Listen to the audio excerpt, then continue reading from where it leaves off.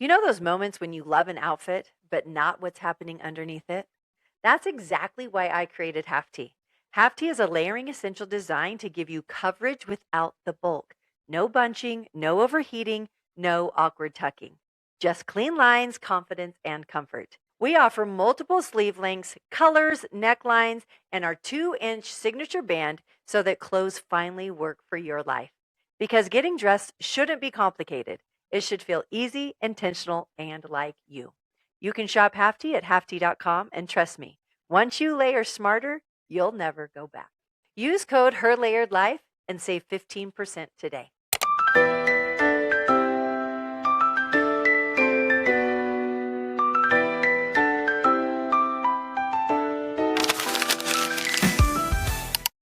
Welcome to Her Layered Life, where faith, family, business, and the power of her influence all come together. Because her life is layered, and her influence really can change the world. Friends, today feels a little bit crazy because this is our final episode of our first season of Her Layered Life. And I've been thinking so much about this first season. Just a little heads up, we're headed into like a maternity era. We've got Princess that's having a baby. And we were thinking, like, how do we pause without really pausing? And Princess had this idea quite a while ago, but I think it really stuck the other day when we're like, what are we going to do when this baby comes? How are we going to simplify things a little bit? And we're like, let's just have a season finale and we'll come back when we're all ready to come back. But I've Princess and I were talking, like, what's our last final solo episode going to be? And I was like, let's do what we've learned, like compact everything that we've learned over the last, how long have we been doing this? Since October. So 7 months, October, November, September, October, November, December, January, February, March, April, May. Holy buckets. We've been going for 9 months. That's crazy. That's crazy. But this is what I've been thinking. This is the first thing I've learned is I actually like podcasting. I didn't know I would. And I've said this before to people, to our guests that have been on, is I actually like this gig. It's fun. Is it more? Yes, it's more, but it feels very natural.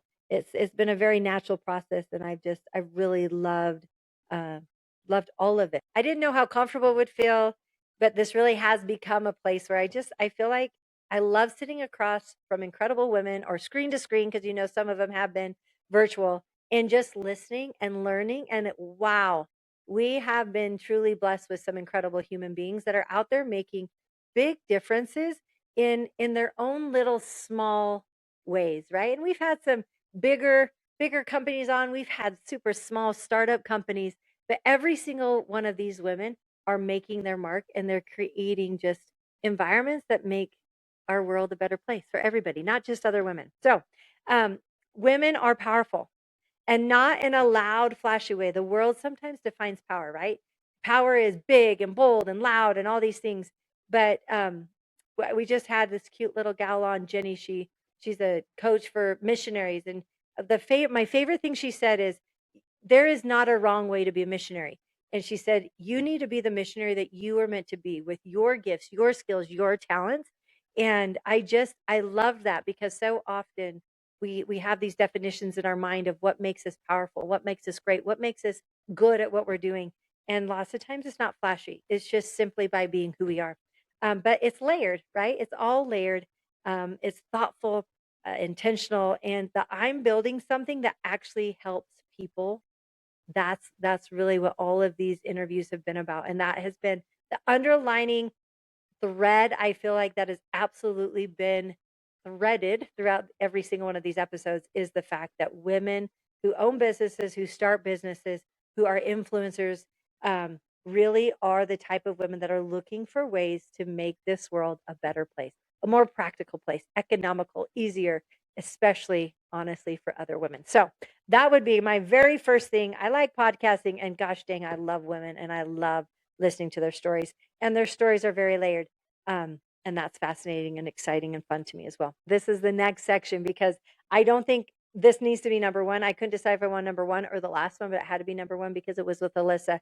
And you guys have heard me say this a million gazillion times, not really, because I don't know how many episodes, but at least that many episodes. I think it's actually come up in every single one. But God orders our steps. And this is the foundation, I believe, of season 1 is God is ordering our steps. There's one thing that kept coming up over and over again, and this again was said by Alyssa, right? The Lord ordered my steps. I have quoted that almost every single episode since because it changed how I saw everything. God is a God of order. He is a God of exactness.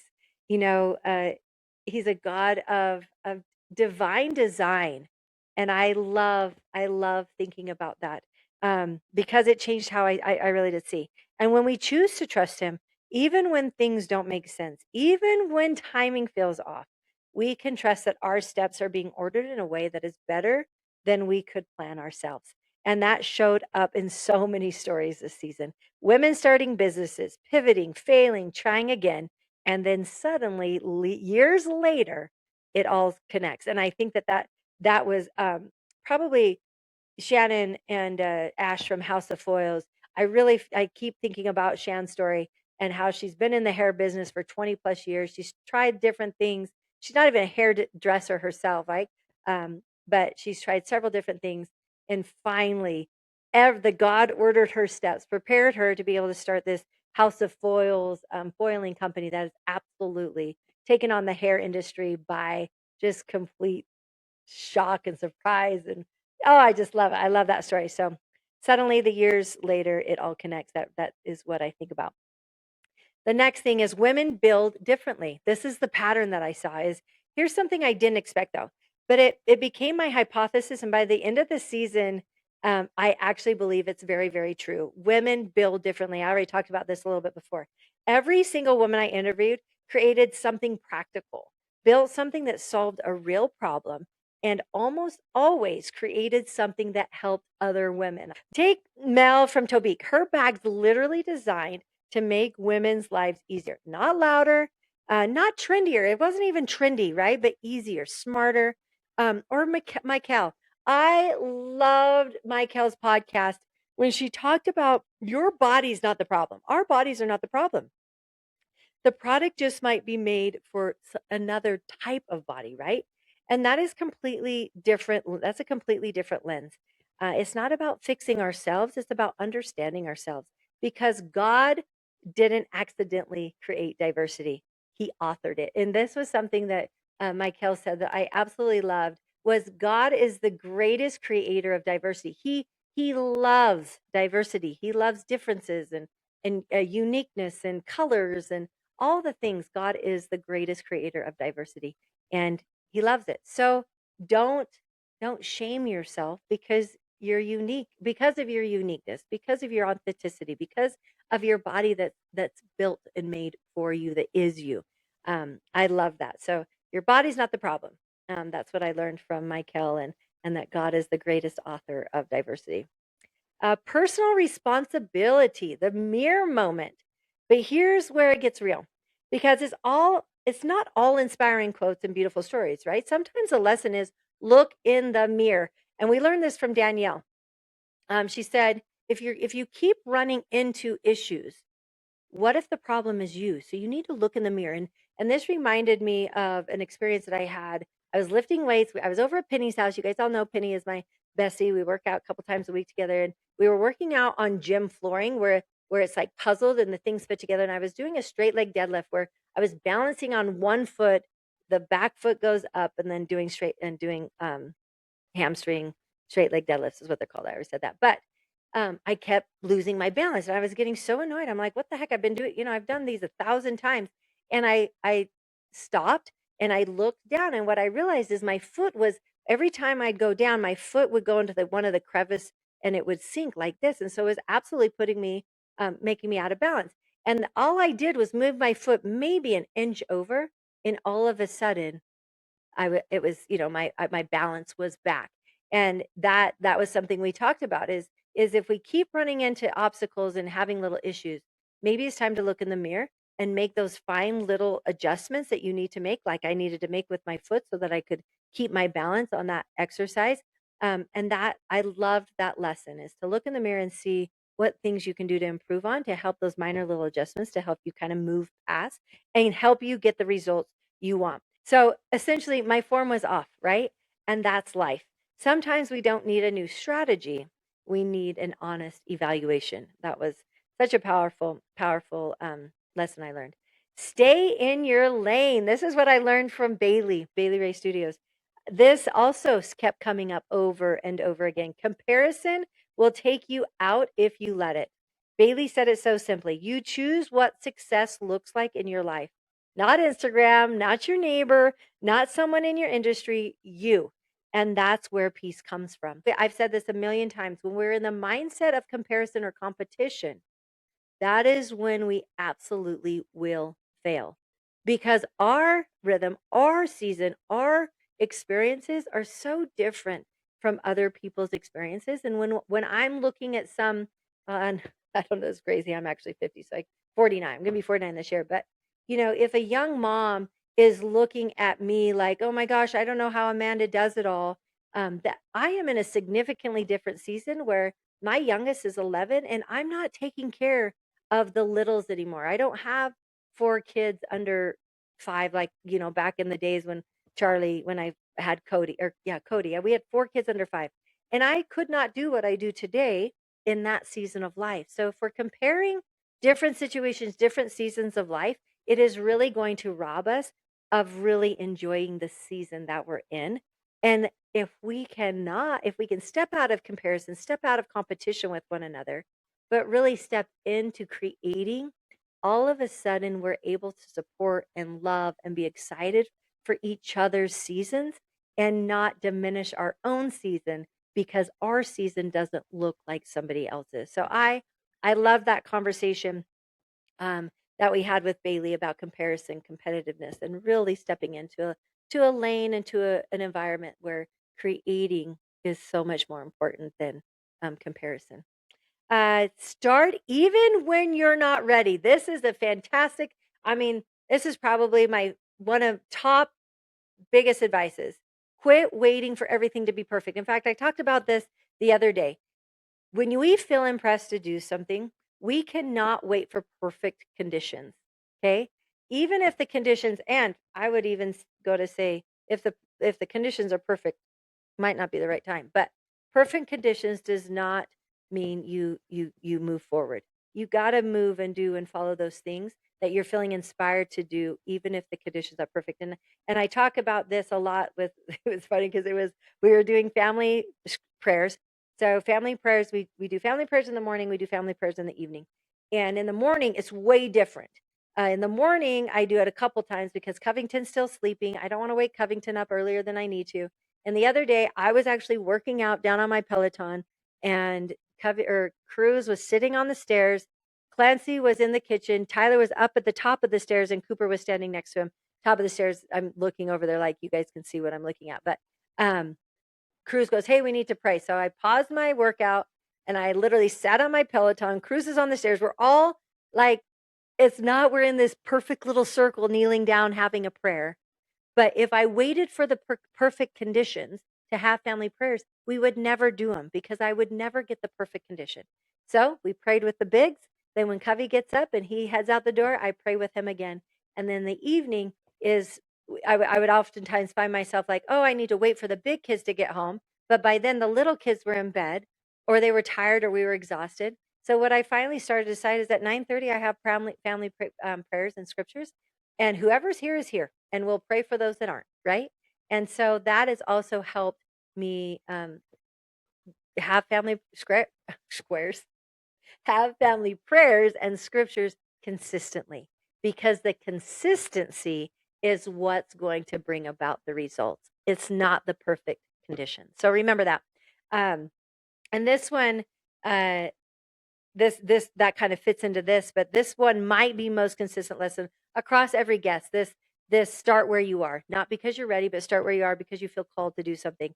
But Elise said, start with what you already know. So if you remember Elise from Beehive Mills, her husband was going through a job switch. She had to figure out, how am I gonna, how can I help in this situation? She's like, oh, I come from a family that we know how to do freezer meals, so I'm just gonna put it out on Facebook. I'm making freezer meals today. Who wants them? And she literally, from a skill she already currently had, she did $10,000 in that first sale. And now Beehive Mills is a multi-million-dollar company that is just an incredible story behind that. You got Tess Frame. She said, if you feel nudged, just do it. You don't need to worry about the outcome. You don't need to be worried about how it's all going to get done. Just do it. And Kimber, it's not too late to start, but Kimber's other, I'm going to bring Kimber back into this in just a second. But my favorite reminder is who God calls, he qualifies. And there's just no other way around it. So trust the process. Trust if God is nudging you, he will provide you with the things that you need in order to fulfill your callings, to be able to fulfill your full purpose and to become the very best version of yourself. So that takes me, I want to just take a little segue over to Kimber with Pearl Pop. Probably one of my favorite stories of the whole season was when she told the story about the lily that was given to her by her friend. Thank you, orchid. It was an orchid. You're right, princess. It was an orchid. Sorry, Kimber, if you're listening to this, I forgot the flower. But it's an orchid, and her friend gave it to her when she was going through a divorce, right? Was it? Yeah, and she was buying a house. Realtor, yes. So she's buying a house. A realtor gives her this orchid, and she is in the low of lows. And this orchid is her everything. She's like, the only thing I'm going to focus on is keeping this orchid alive. And so she focused she Googled it, she searched it. Orchid needs one ice cube every week. She was so dedicated to that ice cube. She made sure it was in the right lighting. She got a babysitter for her orchid when she'd go out of town. Her nanny knew about the orchid, took care of the orchid. Like she was so vigilant to this orchid. And one day her friend came over. It's been a couple of years, by the way. And one time her friend came over and she said, "Hey, Kimber, can I see that orchid?" And Kimber's like, "Yeah, it's right over here." And Kimber's like, "Why do you want to see it?" She's like, "Well, I've just had this suspicion." And Kimber's like, "Okay, like what?" She's like, "Well, I don't know if the orchid's real." So Kimber's like, "I know it's real. I have been watering it one ice cube every week." Goes through all the processes that she's been through. And they walk into the wherever she had the orchid. I still need a picture of this, by the way. Kimber promised us a picture of this orchid. And I'm going to reach out, Kimber, and I want that picture. But and she goes over to the orchid with her friend, and lo and behold, it's fake. It's been fake all along. And so then she's like, "I know this orchid is real. I'm going to call my friends and see if they killed the orchid and then replace it with a fake orchid." And she called all her friends and babysat.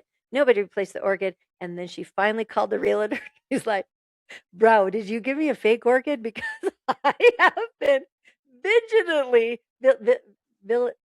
very vigilant, yeah, vigilantly taking care of this orchid." And he's like, "Kimber, the orchid was fake."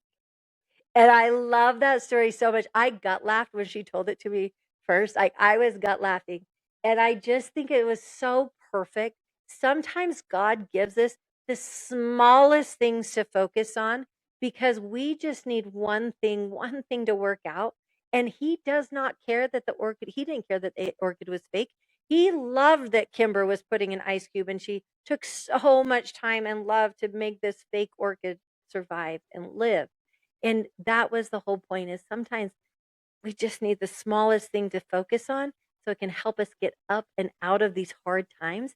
And then as we just vigilantly take care of this, even if it's a fake orchid, we see the process and the positive things that come out of that. Slowly but surely, we can get up and out of these hard conditions. But again, Heavenly Father and God, she just said God was happy with me. God was so proud of me for not killing this fake orchid. And I don't even care that it was fake because it helped me get through a really hard time. Anyways, I love that story. Um, Next one I learned from Amy Ekron from the Inherit Co. And this is rhythm, not rush. And I loved this so much because we talk so much about seasons, about layers. And Amy talked to us about rhythm. One of the most grounding lessons came from Amy, and it's life has rhythms and it's different. And every season carries a different one. There are seasons to build, seasons to rest, seasons to push, seasons to pull back. And all of these require different rhythms. And if you are constantly fighting against the rhythm, you'll always feel behind or too fast, or you'll just always feel a little bit out of sorts. But if you learn to recognize it, you start to feel aligned instead of exhausted. And I also believe you start to feel aligned instead of out of place or just off or just a little bit too out in front, a little bit behind. I really, really love that lesson that we learned from Amy. Amy was a very peaceful soul. I just felt like this calm wisdom from her. She's very soft spoken, but she's very bold and still, um, oh, what would be just direct. And I loved that conversation with her. I felt like I was sitting in the room with a super wise woman that I just wanted to like ask every question and get her opinion on all of it just to see, how she would handle it. But that was a fun podcast as well. Relationships, community, and giving back. This is another thread that I was very fascinated to see if this hypothesis would actually come true. And it's absolutely 100% of the women that we interviewed with this first season is this held true. And this part mattered to me more than I expected. Every single woman gave back, every single one. Lindsay White feeling she full sending with purpose, right? Lindsay White, she's a huge part of why her layered life started, but she's the CEO of the Little Milk Bar, constantly giving back to her community, specifically to her high school where she went to a lower income high school. And had she have not been sponsored by outside people for her athletics, she wouldn't have been able to have the opportunity to afford high school athletics. So she, in return, began from the very beginning to give back to that same high school. She gave back and sponsored uh, the end of year banquet and has ever since. And there's so many other things Lindsay's doing within the community. Mimi Bascom, she taught about how important it is to minister to the one. And if we're showing up every day on social and we really are trying to provide an awesome environment for people to grow and learn and feel good and to feel the spirit, it doesn't matter if it's one. Like if one person reaches out and said, "Thank you so much. I needed to hear this today." It is all worth it because the one is so important. And then Brandy, um, Brandy from EVO. I am saying this a million times. It's like when I try to pick my favorite movie or my favorite song, and I'm like, "Oh my gosh, this is my favorite song ever." And then my kids are like, "Bro, you say that about like 75 different songs. So which one is actually?" I can't decide. But I loved that interview. I actually started reading her book, Fearless Choices. If you haven't read her book, it's on Audible. You can get the book. It's fantastic. But her story and her decision in that moment to make the choice to take all of the horror, I'm talking horrific, horrific things um, that in her experience as a child, as a young adult, that no person, no child should ever have to go through. She was sitting there recognizing that these trials and these hard things could either make her harder, like uglier, or they can make her softer and kinder. And she said, I can remember in the moment I decided I wanted my life and my trials to make me softer and kinder. And that truly has been. And ever since she started her makeup company, she has been giving back to women's shelters and giving back within communities. And even in business partnerships, kind of like House of Foils, you can feel it, mutual respect, complementary strengths, real connection, not force. But women give back to their communities, to other women, to men, to children. And when we give back, woman to woman, oh my gosh, our ability to create is just is exponential when we decide to show up for one another. So that was cool. A very, very cool. Courage, safety, and truth. There were also deeper, heavier lessons in this season. Lily reminded us that consent is everything. Now, remember, Liliana is the director of UCASA, which is the Utah Coalition Against Sexual Assault. She's been working in sexual assault organizations for a really, really long time. But also that every state out there has a coalition against sexual assault. So it's California Coalition Against Sexual Assault, Nevada Coalition Against Sexual Assault. So obviously that acronym will change given your state, but every state has one. And if I learned anything, one, consent is the basis. It's something that we're really trying to change within our communities to talk and speak and converse with our children, within our communities, within our spaces of influence to bring consent and teaching consent and what it looks like, making that more of a conversation that's regular and real and easy to have. But get involved. with your state coalition against sexual assault. It is a conversation that is not it's not a woman's conversation. It's not a female conversation. It is a conversation that we need to be having, all people of everywhere, every culture, every color, every gender needs to be sitting at the table having these conversations about sexual assault and how we are going to completely eliminate it from our communities, because it is astronomical, the numbers and the facts that are happening within our communities, um, nationwide. So get involved wherever you can.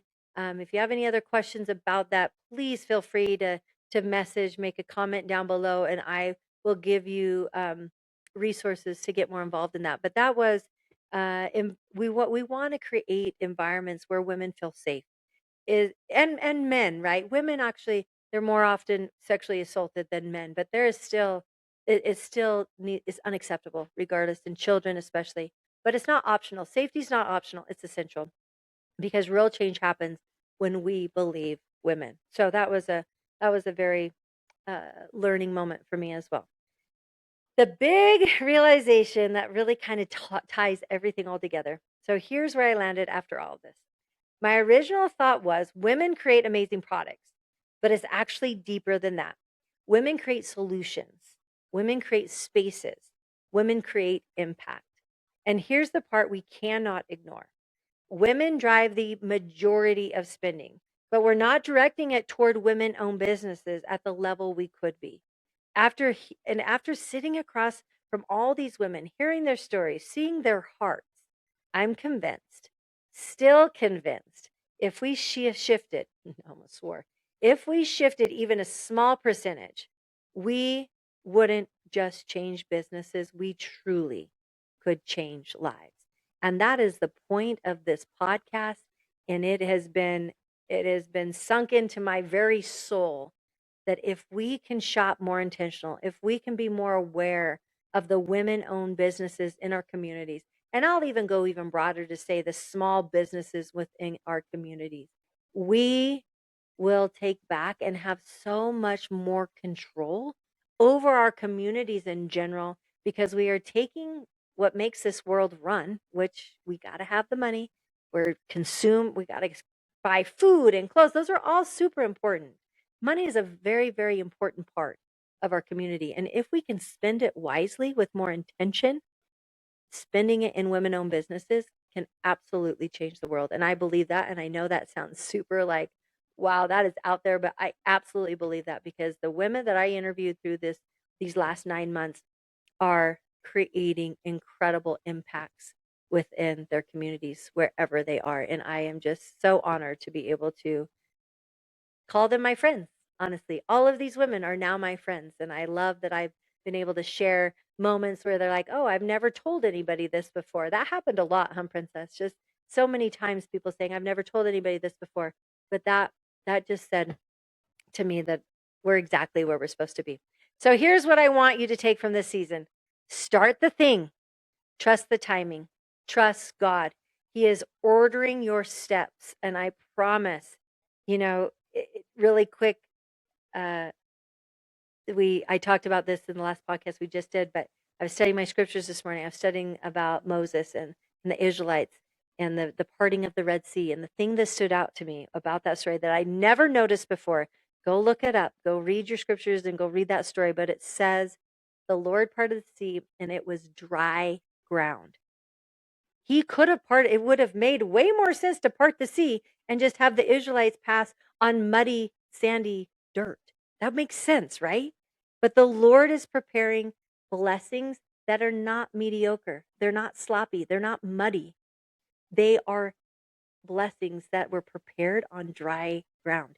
Even if we feel like we're walking through an ocean, the Lord will prepare our ground as dry. And He shows up so meticulously in the details of our lives if we will choose to recognize the manna that sometimes, and this is something that Lauren said today from Unfinished Apparel, is she said sometimes we gotta eat that manna for a while, and it's annoying and it gets old and it's monotonous, but he's still providing enough for us to be able to experience just the magnitude of the next season, which might quite possibly be just like the Israelites crossed through the Red Sea and went into the wilderness free, finally after all those years. But I love that. I love that. Stay in your lane, fix your form when needed. Love that. Follow the nudge, and don't forget your life is layered too. And how you spend your money, how you show up, how you support women and other women, it matters more than you think. Because when women support each other with intention, we don't just grow individually, we rise together. This life was never meant to be an individual sport. It was meant to be a team sport. We are accountable to help each other rise. And when we work together out of creativity and out of love and kindness and teamwork, we truly can grow exponentially, and we can grow all together. And that is so important to me. So until next time, let your choices shape the world you want to see, and love every single layer of your life. Mwah.